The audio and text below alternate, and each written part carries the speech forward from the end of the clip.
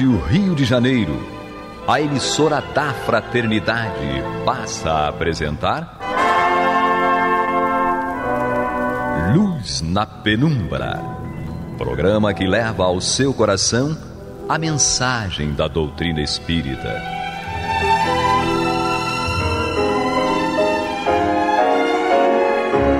E com vocês, João Nogueira, para estudos de obras póstumas de Allan Kardec.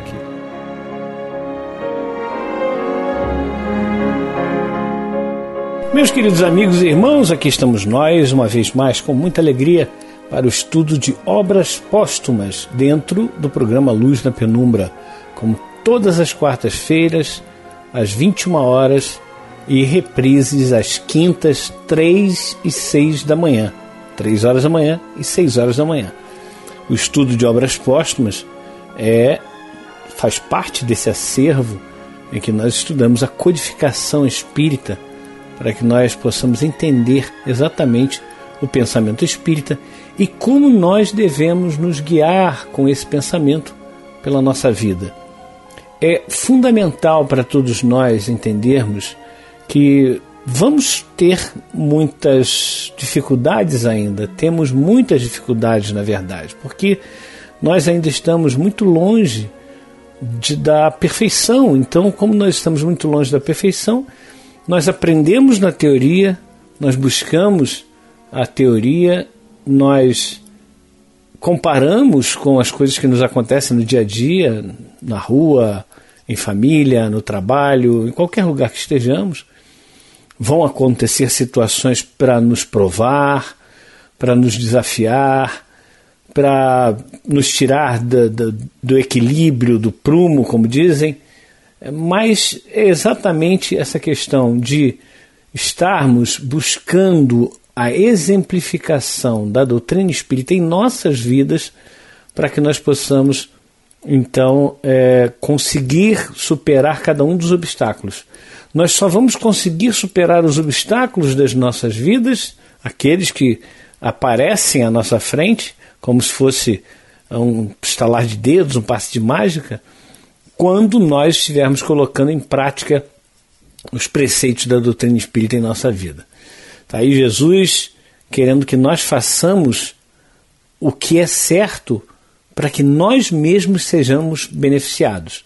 Então, fazer o bem ao próximo, entendermos que devemos ter e dar liberdade, fazer da igualdade entre todos, não essa igualdade pregada por aí, que é uma igualdade mais separativista do que uma igualdade. Somos todos seres humanos, independente de crença, independente de condição social, independente de cor da pele, independente de qualquer coisa, somos todos seres humanos. Espíritos encarnando, desencarnando, reencarnando e cada vez numa situação diferente, para que nós possamos entender essa verdadeira igualdade. E por fim a fraternidade. Eu disse liberdade, igualdade e fraternidade porque é o ponto, é o capítulo que nós estamos iniciando hoje de estudo do livro Obras Póstumas. Então, sem mais delongas, vamos ao texto de Kardec, que ele começa com esse próprio título, Liberdade, Igualdade e Fraternidade. Inclusive, nós sabemos que essas três palavras, liberté, égalité, fraternité, são as palavras que constam na Constituição Francesa, né? E foi da época da Revolução e depois foi colocado na Constituição Francesa. Mas então vamos ao texto de Kardec. Liberdade, igualdade e fraternidade. Estas três palavras constituem por si sós o programa de toda uma ordem social que realizaria o mais absoluto progresso da humanidade se os princípios que elas exprimem pudessem receber integral aplicação. Vejamos quais os obstáculos que no estado atual da sociedade se lhes opõem e, ao lado do mal, procuremos o remédio. A fraternidade, na rigorosa acepção ao termo, resume todos os deveres dos homens uns para com os outros. Significa devotamento, abnegação, tolerância, benevolência, indulgência. É, por excelência, a caridade evangélica e a aplicação da máxima proceder para com os outros como quereríamos que os outros procedessem para conosco. O oposto do egoísmo. A fraternidade diz um por todos e todos por um. O egoísmo diz cada um por si. Sendo estas duas qualidades a negação uma da outra, tão impossível é que um egoísta proceda fraternalmente para com os seus semelhantes, quanto a um avarento ser generoso, quanto a um indivíduo de pequena estatura atingir a de um outro alto.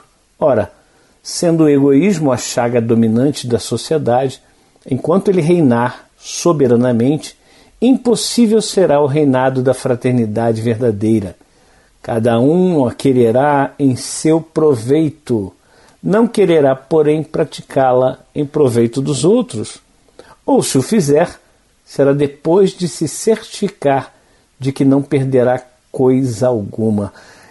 São conceitos assim interessantes que nós vemos Kardec colocar, porque fraternidade é a qualidade do que é fraterno. E o que é fraterno? É aquele que é irmão. Irmão na acepção máxima da palavra. Irmão não é aquele consanguíneo, irmão é aquele que sabe da sua origem divina, ou seja, é um espírito que foi criado por Deus e foi colocado junto com outros espíritos que também foram criados por Deus. É essa a acepção principal da palavra irmão.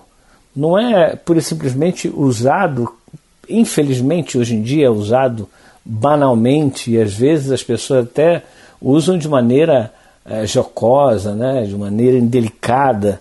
O irmão aí, olha o irmão e tal, sabe, daquele jeito que a gente sabe que não é respeitoso, digamos, mas sim para rebaixar o outro, humilhar o outro. Então a fraternidade, nessa acepção máxima, é como Kardec está colocando aqui. Nós devemos ser indulgentes, devemos entender, compreender o outro, nos colocar no lugar do outro, e não daquele jeito que ele diz aqui, né, cada um por si. E muita gente faz isso, né? Cada um por si e Deus por todos, não é assim? Mas só que não. Quando nós percebemos, por exemplo, no meio dessa pandemia em que nós estamos, que a falta do uso da máscara pode prejudicar alguém, né? Pode prejudicar um terceiro, a algum irmão nosso que tenha comorbidade, que tenha dificuldade para conseguir ultrapassar essa doença sem mais problemas, nós estamos sendo muito egoístas. Quando nós não nos cuidamos, nós estamos não cuidando do outro. Quando nós não nos vacinamos, nós não estamos cuidando do nosso próximo. Então nós precisamos entender que a nossa obrigação é de fazer a nossa parte para que o outro seja respeitado, para que o outro não seja atingido. Como diz Kardec aqui, o egoísmo é a chaga dominante da sociedade ainda. E enquanto ele reinar soberanamente, impossível será o reinado da fraternidade verdadeira. Cada um a quererá em seu proveito, não quererá, porém, praticá-la em proveito dos outros, ou se o fizer, será depois de se certificar de que não perderá coisa alguma.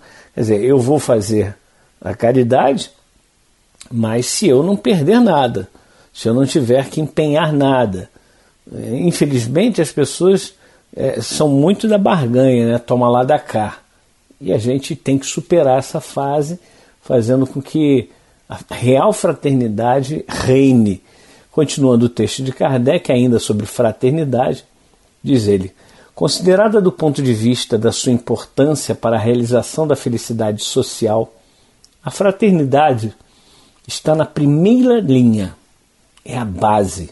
Sem ela, não poderia existir a igualdade nem a liberdade séria.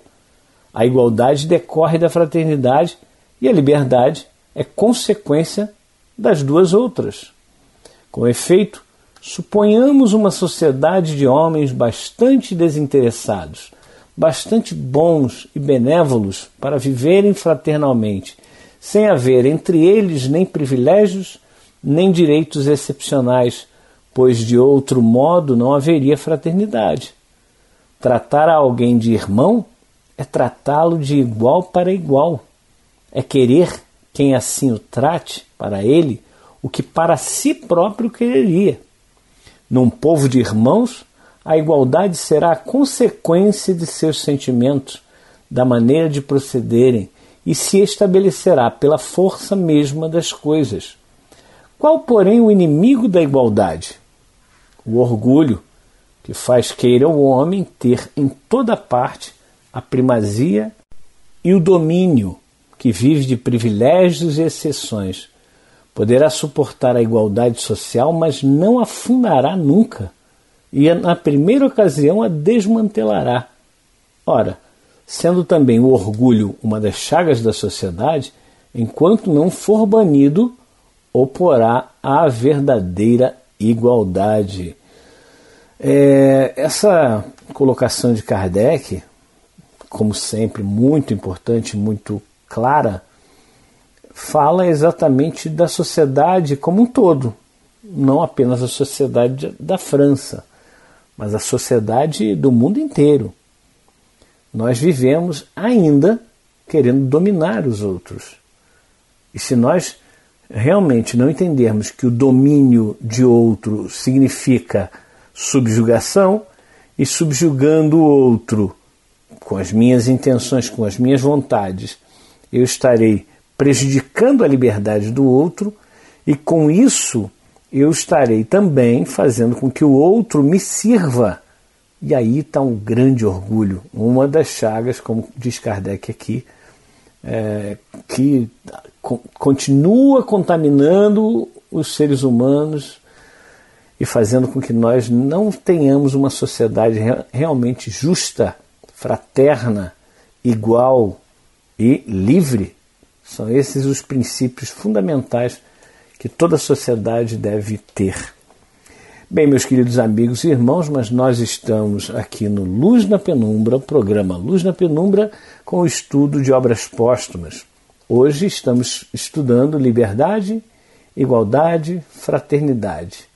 Continuando então o texto de Kardec, ele diz: a liberdade, dissemo-lo, é filha da fraternidade e da igualdade.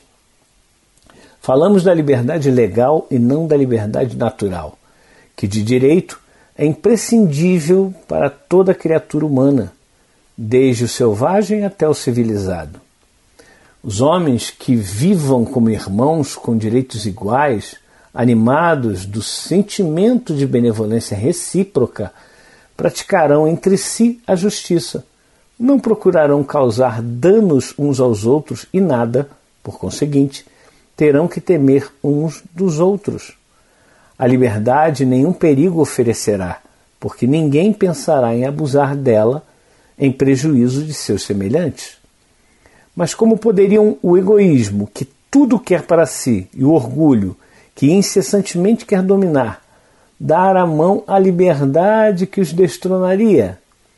O egoísmo e o orgulho são, pois, os inimigos da liberdade, como o são da igualdade e da fraternidade. Com certeza, né? Se nós pensarmos bem, quando alguém domina os demais, esses demais eles vão ser conduzidos de acordo com o pensamento daquele que é o dominante. E quando acontece isso, não há verdadeira fraternidade, não há verdadeira igualdade, não há verdadeira liberdade. Como Kardec termina aqui, olha: o egoísmo e o orgulho são, pois, os inimigos da liberdade, como são da igualdade e da fraternidade. Temos que combater esses sentimentos ruins dentro de nós. E isso começa na reencarnação exatamente com as crianças.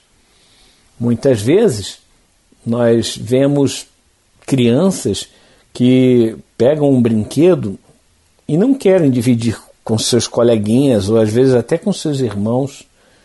Não querem. Isso é uma grande mostra do egoísmo que aquele espírito traz ainda em si. Porque aquele que divide, aquele que empresta, aquele que inclusive dá do que é seu, esse sim está praticando a verdadeira fraternidade, igualdade e liberdade. Porque ele já combateu nele o egoísmo e o orgulho. Quando a gente vê, por exemplo, uma família com vários filhos e alguns, vamos dizer assim, pais, eles têm uma tendência a serem mais próximos de uns filhos do que de outros. Isso é muito natural entre as famílias. Muita gente vai negar. Não, que em casa é todo mundo igual. Mas não é bem assim. Tem sempre um ou outro que a gente se afiniza mais, que a gente consegue compreender melhor, que consegue nos compreender melhor.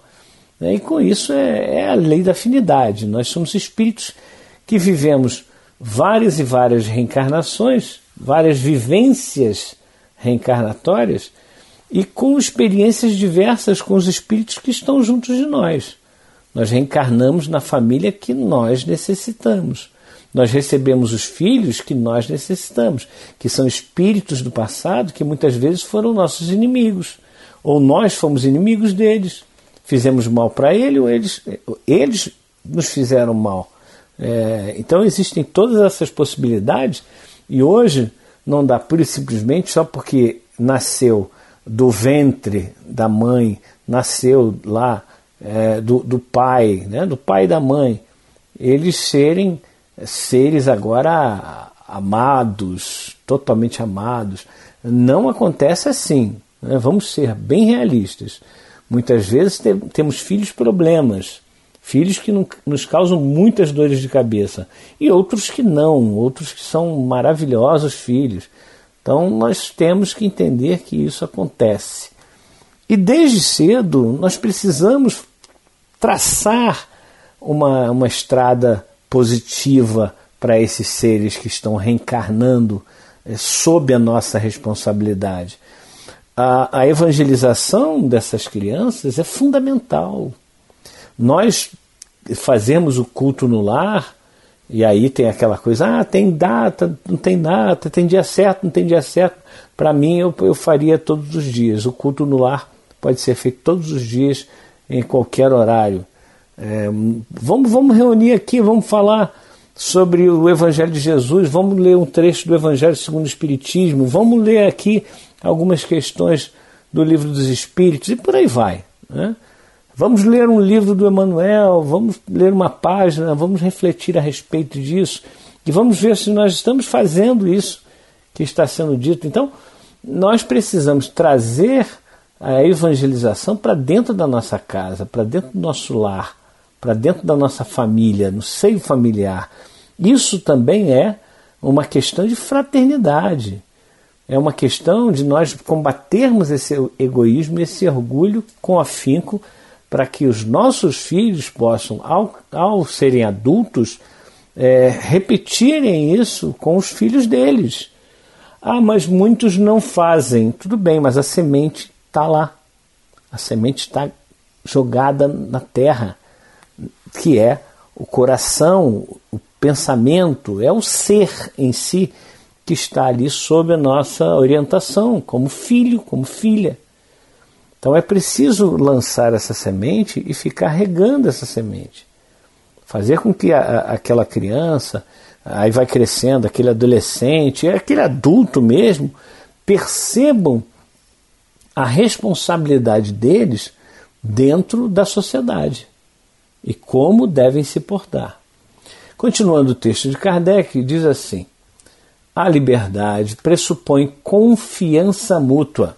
Ora, não pode haver confiança entre pessoas dominadas pelo sentimento exclusivista da personalidade, não podendo cada uma satisfazer-se a si própria senão à custa de outrem.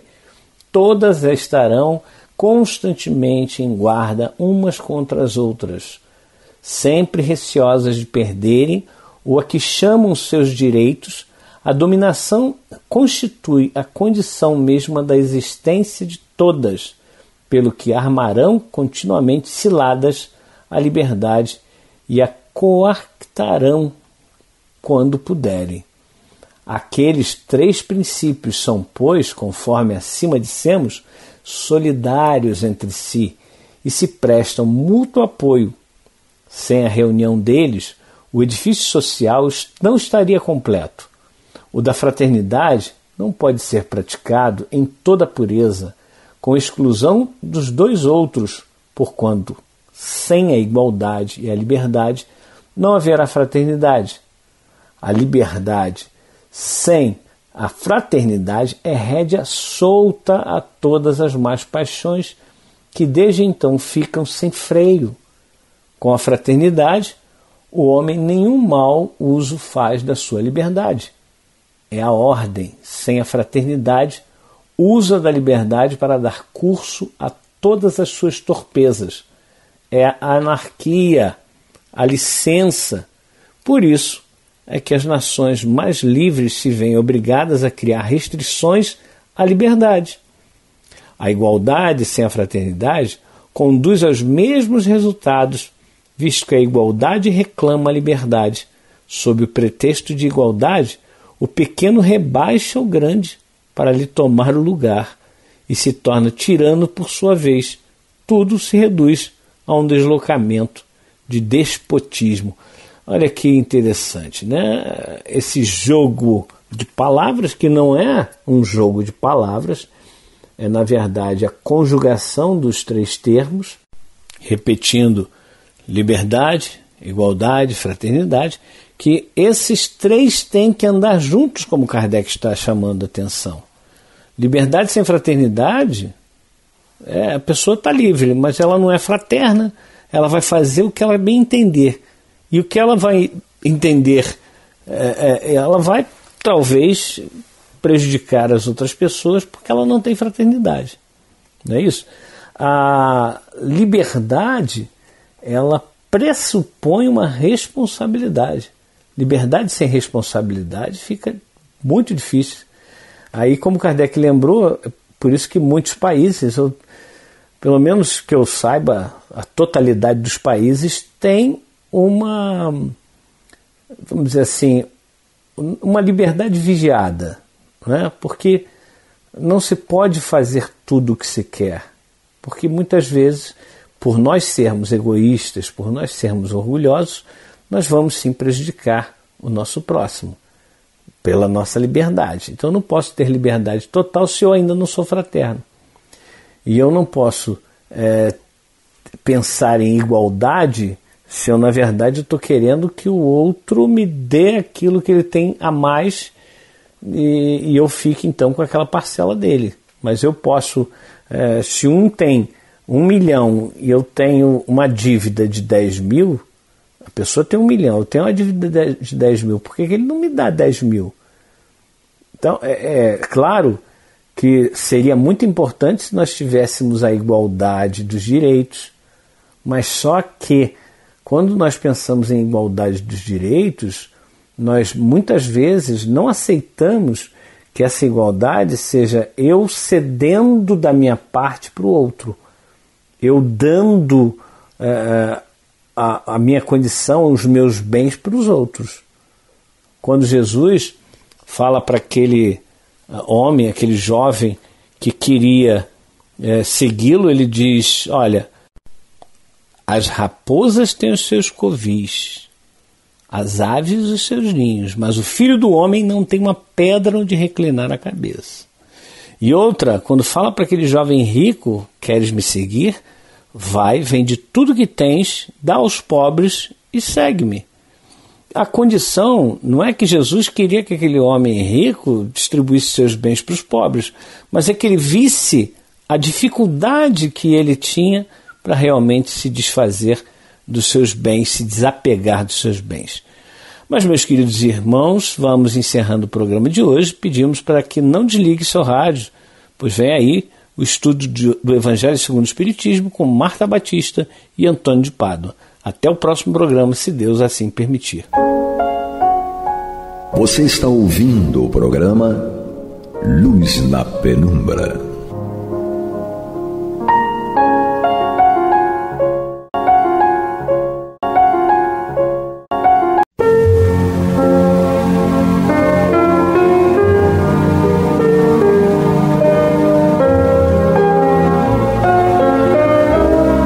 A Rádio Rio de Janeiro está levando ao seu lar e ao seu coração a mensagem consoladora da doutrina espírita, através do programa Luz na Penumbra.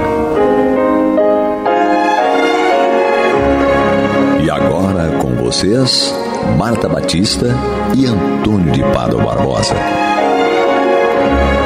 Boa noite, amigas e amigos ouvintes. Nós estamos dando prosseguimento ao estudo do Evangelho segundo o Espiritismo, que está no seu capítulo 28, Coletânea de Preces Espíritas. Vamos hoje para a prece intitulada Ato de Submissão e de Resignação. Bom, nós vamos realizar essa tarefa refletindo e analisando, estudando, e para realizar esse exercício conosco, está o nosso querido Antônio de Pádua, como toda semana, vai nos auxiliar a fazer essa reflexão. Bem, antes de passarmos para o Antônio, nós queremos destacar a importância, né? Você vê o encadeamento que Kardec realiza, né, na sua obra aqui no capítulo, quando ele coloca as preces todas encadeadas de uma forma que uma, né, vai dando o prosseguimento à outra, mas de uma forma encadeada. Você sente essa necessidade, né? E, logicamente, para que o teu raciocínio também tenha essa inferência, né? Para que você consiga inferir a importância das preces específicas que ele destaca.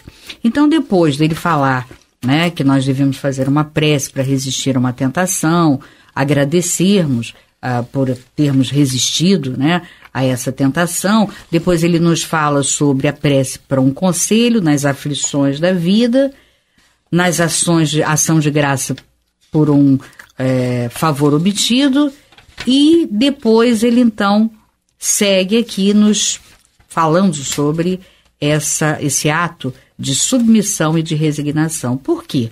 Porque depois de todas essas circunstâncias, sobretudo a questão das aflições, nós sabemos e percebemos que muitas vezes nós passamos por provas que não existe alternativa. Elas persistem. Por mais que você faça, por mais que você exercite, né, se esforce no sentido de dirimir aquilo, você não consegue. Aquilo às vezes acalma um pouquinho, diminui, mas continua, persiste. Então, a gente percebe que estamos diante de uma prova ou de uma expiação. E aí o ato de submissão e de resignação serão fundamentais. Mas a gente precisa entender isso. E para exercitar esse raciocínio, o Antônio vai nos auxiliar. Eu vou dar boa noite a ele, né, para que ele nos auxilie, já que temos na técnica o nosso querido Pablo nos dando o suporte técnico. Boa noite, Antônio. Boa noite, Marta. Boa noite a todos.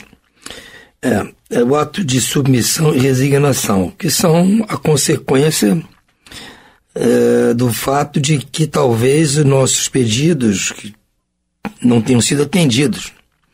Não quer dizer só porque a gente pede que vai ser atendido. Tem hora que, por motivo qualquer, não são atendidos os pedidos nossos. E, justamente no prefácio, Kardec vai nos mostrar isso aí.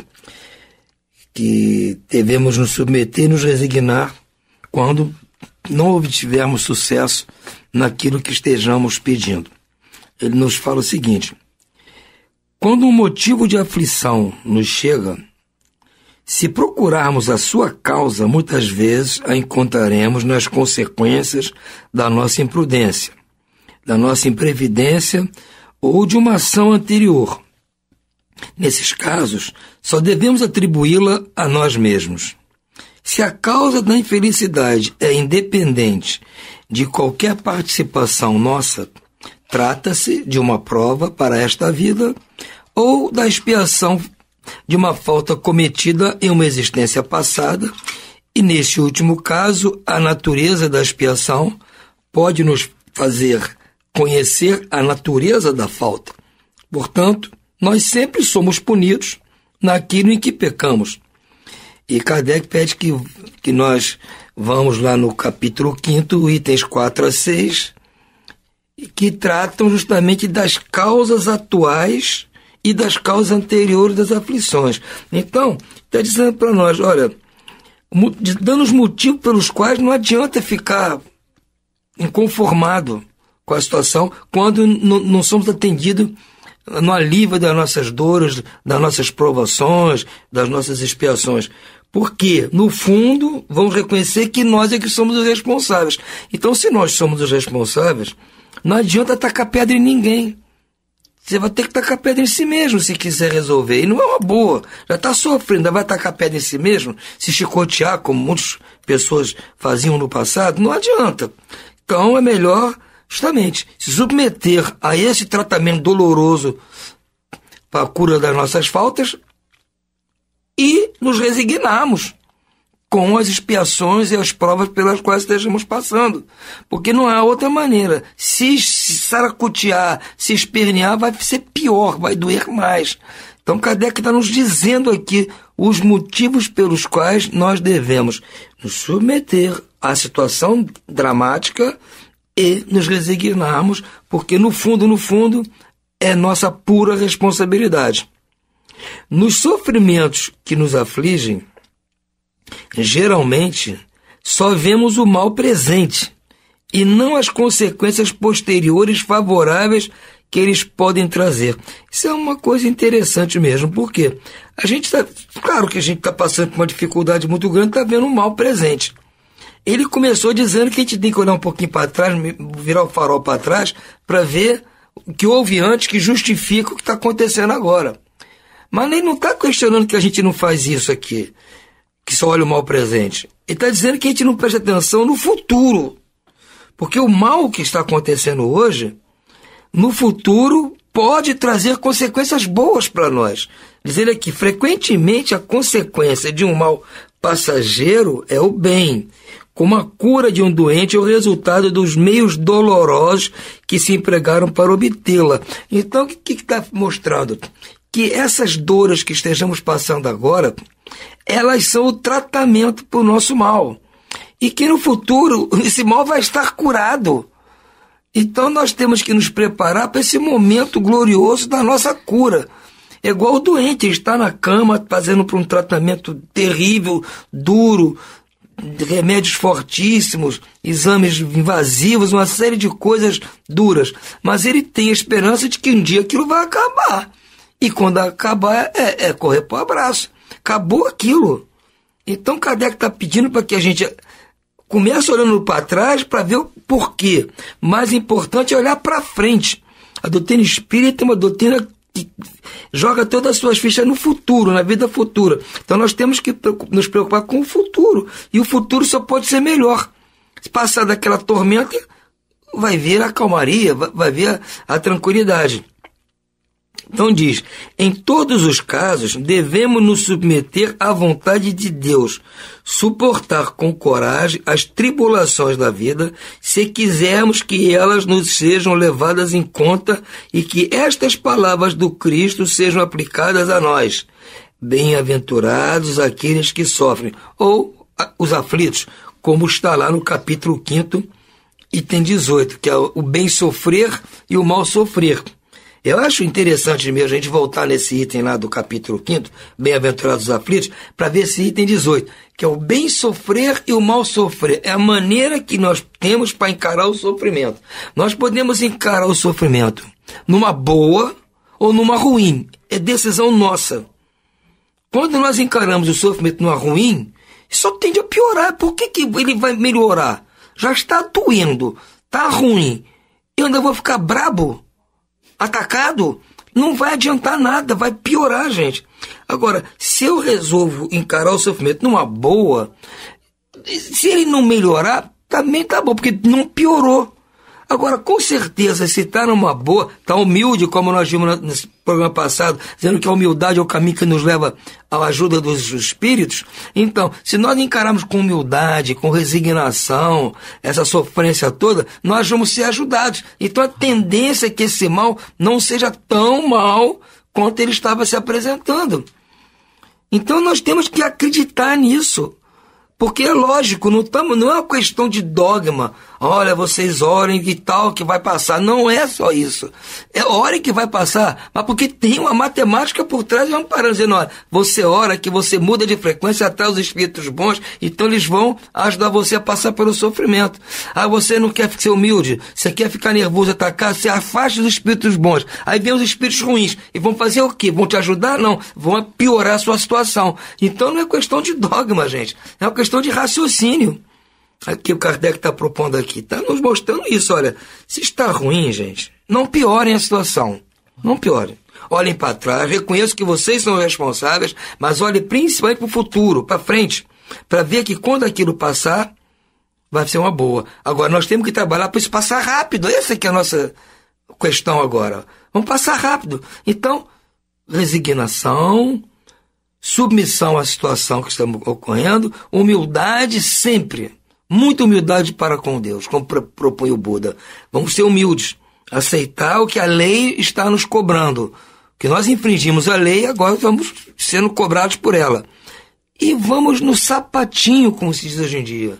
Né? Devagarinho, na calma, na tranquilidade, para tentar passar pela turbulência. Se o capitão do navio ficar nervoso na hora que o navio estiver na turbulência, na tormenta, ele vai botar o navio a pique. E tem que ser calmo. Se o comandante do avião ficar atacado, nervoso, me dar cabeçada no para-brisa lá do avião, porque o avião está com problema, vai resolver? Não, ele tem que ficar frio, calmo, para poder tirar o avião da situação difícil. Assim somos nós, nas nossas dificuldades.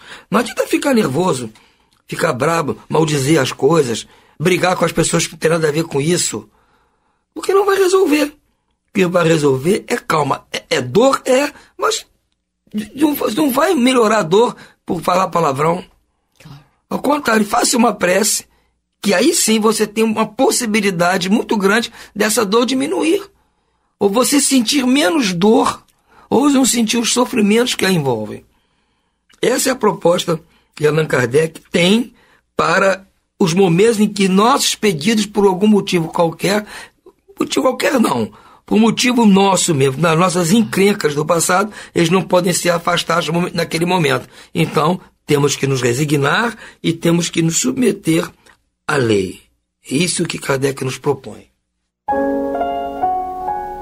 Você está ouvindo pela Rádio Rio de Janeiro o programa Luz na Penumbra, com o estudo de O Evangelho segundo o Espiritismo, na apresentação de Marta Batista e Antônio Barbosa.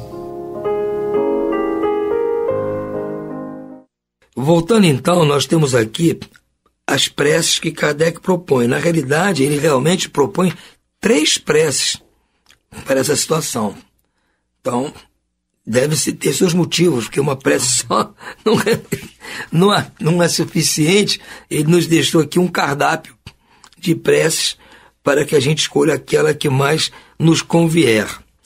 Diz ele aqui na primeira prece: meu Deus, és soberanamente justo, portanto, todo sofrimento aqui na terra deve ter a sua causa e a sua utilidade. Aceito a aflição que acabo de passar ou estou passando como uma expiação das minhas faltas passadas e como uma prova para o futuro. Bons espíritos, que me protegeis, dai-me forças para suportá-lo sem queixumes. Fazei que ele seja uma advertência salutar para mim, que aumente a minha experiência, que combata em mim o orgulho, a ambição, a tola vaidade, o egoísmo, contribuindo assim para o meu adiantamento. Vejam bem, ele está aqui nos propondo justamente isso, que nós nos submetamos realmente à vontade de Deus, à lei, nos resignemos com a situação. Agora, nós às vezes não temos força para isso, é muito difícil na hora da dor, na hora do sufoco. Você agir com uma galardia, elegância, é bom aqui em tese, conversando, é legal a proposta, mas na hora que o bicho está pegando é complicado. Então a prece é justamente para isso, para pedir aos bons espíritos que nos protejam e nos deem forças para suportar a dificuldade sem queixume. Está pedindo ajuda aos espíritos para que nós possamos agir de uma maneira tranquila para merecer a ajuda deles depois.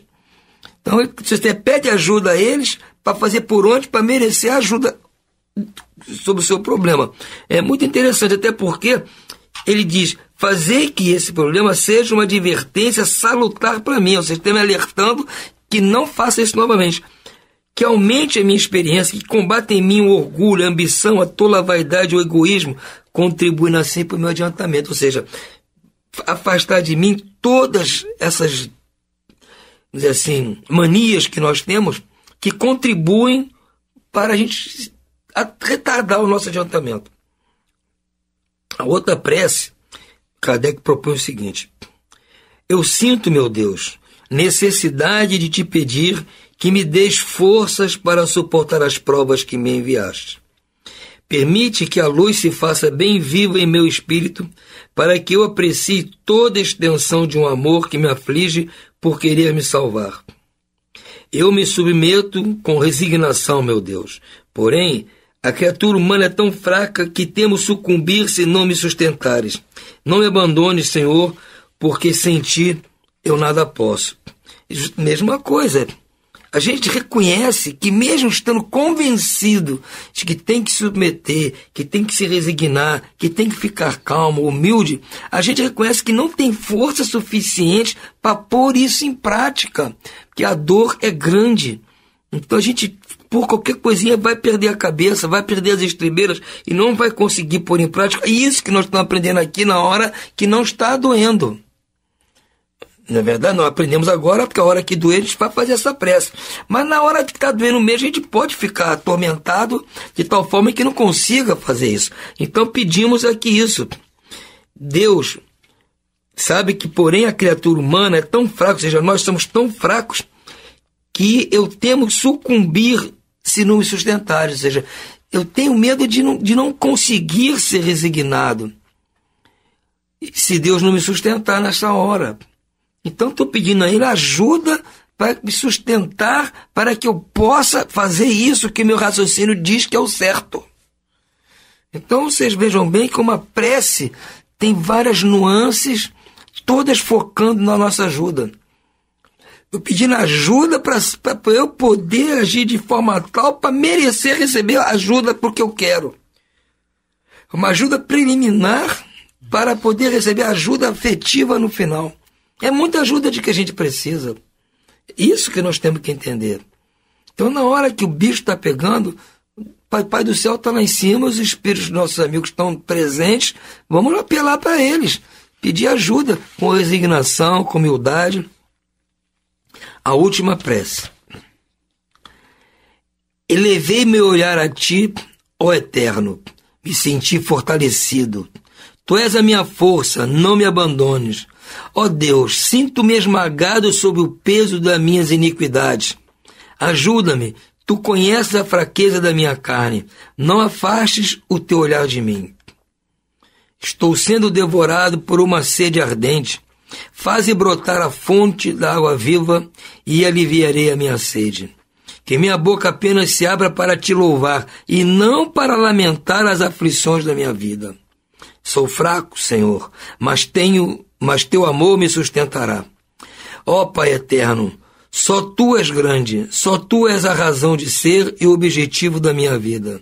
Que o Teu nome seja bendito se me fazes sofrer, porque Tu és o mestre e eu o servidor infiel. Curvarei minha cabeça sem me queixar, porque só Tu és grande, só Tu és a meta a ser alcançada.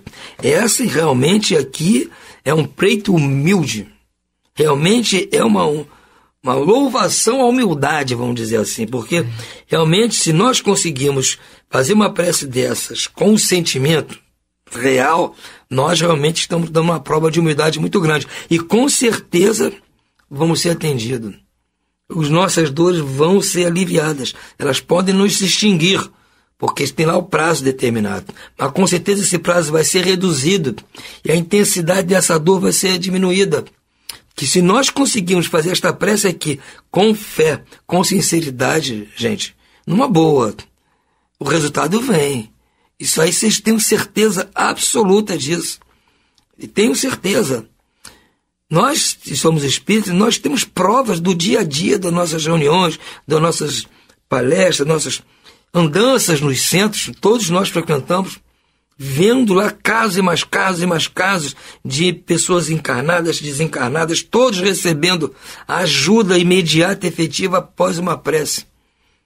Qualquer espírita que frequenta, que pratique, que esteja acompanhando, ele é testemunha de milhares de casos desses, consigo mesmo e com outras pessoas, encarnados e desencarnados.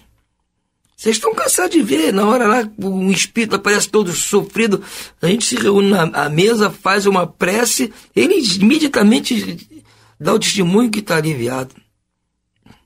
Então é o poder da oração, é o poder da comunicação nossa com o alto, com as coisas boas. Ora, se você se comunica com coisa boa, só vai receber de volta coisa boa. Isso é o lógico. Então isso é que tem que fazer em nós brotar aquela fé, aquela confiança, que é o que Kardec nos fala aqui. Fez um capítulo só para a prece. Por quê? Ele queria ser um bom escritor, gente. Ele tirou isso da cabeça dele, não foi nem um espírito que soprou isso. Não é isso aqui, não é mensagem de espírito. É da cabeça dele. Então por que ele fez isso? Porque ele sabe que a importância e o valor que tem a prece. Então nós não devemos, assim, duvidar disso. Numa boa. Pensem nisso com calma, não duvidem. Na hora da aflição, na hora que não deu certo nada, submeta-se à situação e com resignação e humildade, ore e peça ajuda a Deus e aos espíritos protetores, que essa ajuda vem. Tenho certeza disso.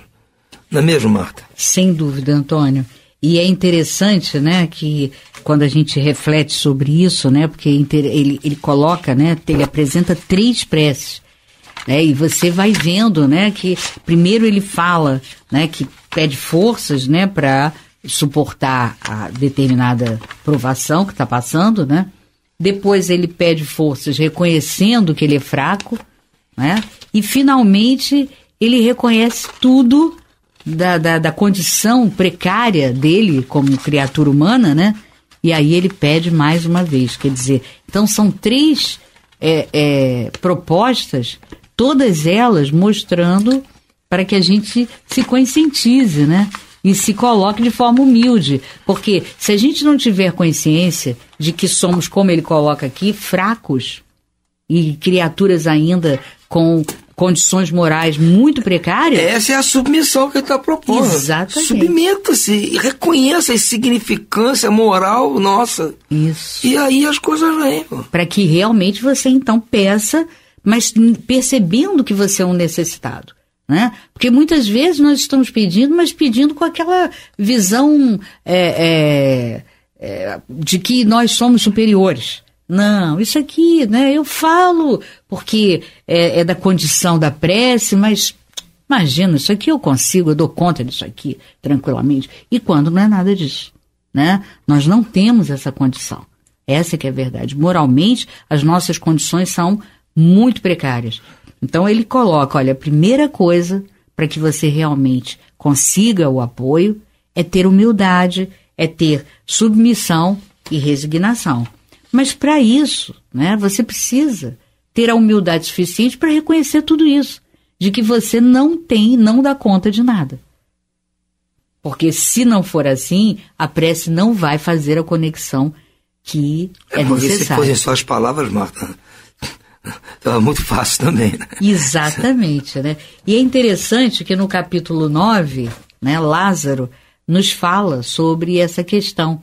Né, quando ele fala da resignação, ele diz, né, que um aspecto é o consentimento da razão e o outro aspecto, o consentimento do coração. Quer dizer, você se torna resignado quando o teu coração consente que realmente aquilo é uma realidade. Então você vê a inteligência de Kardec nos mostrar, né, de forma racional, através de 3 preces, para que a gente entenda esse raciocínio e consiga perceber que se realmente nós não fizermos primeiro o processo intelectual através do raciocínio, não vamos conseguir atingir aquele consentimento da razão, do coração, que é a submissão.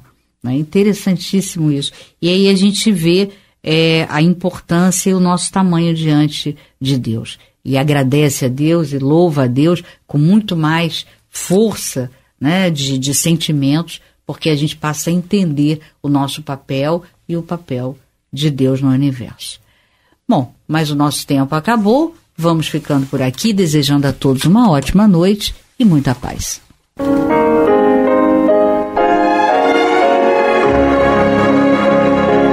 E vamos ouvir agora a prece de encerramento de nosso programa, na voz de Geraldo de Aquino.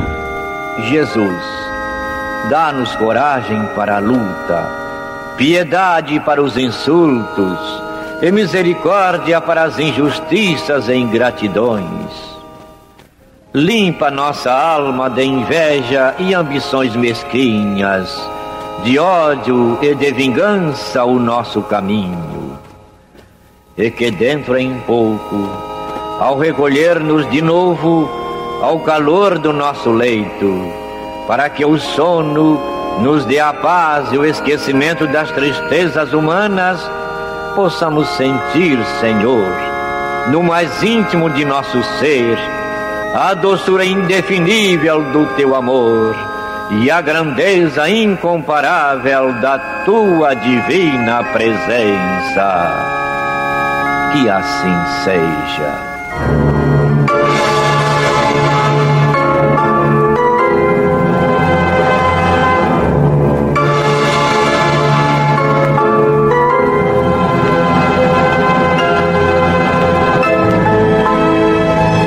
Acabamos de apresentar o programa Luz na Penumbra, que voltará a ser apresentado amanhã às 21 horas nesta emissora.